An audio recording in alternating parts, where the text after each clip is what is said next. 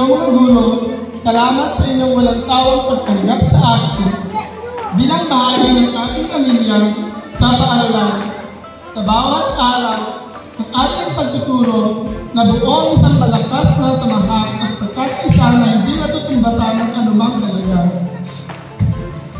Ang inyong mga mag-aaral at suporta ang maging gabay ko sa pagharap sa mga hamon at tagumpay sa ating institusyon. Allow me to take this opportunity to express our profound gratitude to the administration under the direction of Ms. Diana Rose Guillermo for the kind hospitality and collaboration shown to our student immersionists. Your admission to our student to your prestigious school is a testament to your strong belief in the value of education. Your commitment, knowledge, and steadfast support are invaluable in helping our students navigate this life-changing educational experience. In behalf of our school principal, Ms. Grace L. Tabaon, and the 40-strong workforce of Patak Grande National High School, I would want to thank you from the bottom of our hearts for your steadfast support and commitment to making our immersion program a success. Sa ating mga pupils, maraming salamat sa pagtanggap ninyo sa inyong kuya, si Milay Chimar. Maraming salamat. Sana naging parte kayo sa inyo, naging parte siya sa inyo. Ito po yung exit na binigay niyo po sa kanya. Doon po ay really salute this school sa binigay niyo po sa kanya. Hindi po makakawain binigay niyo exit sa kanya kahit nag-iisa po yung binigay namin sa inyo.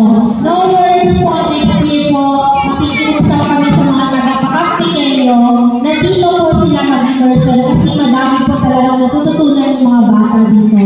And yun po talaga may pagmamalaki ko. Kapag galing sa Pakakpikay niyo, madamang learners po talaga ang bata.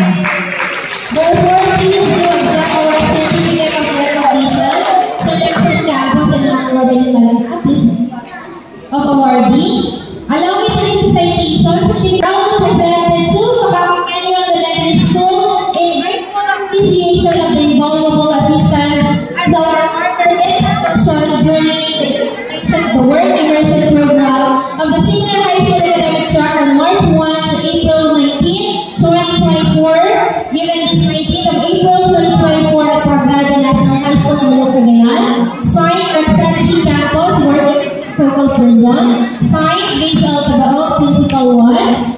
Thank you, Grande National High School, Sir Waydams, for considering Pakakpikay Elementary School as one recipients of the immersion program.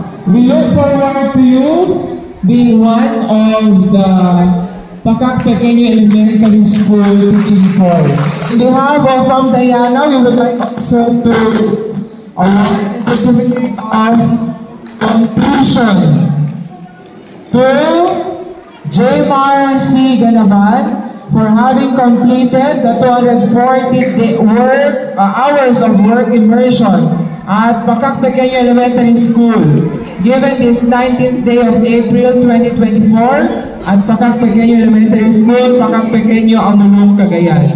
Signed, Diana Rose L. Guillermo, Principal 1.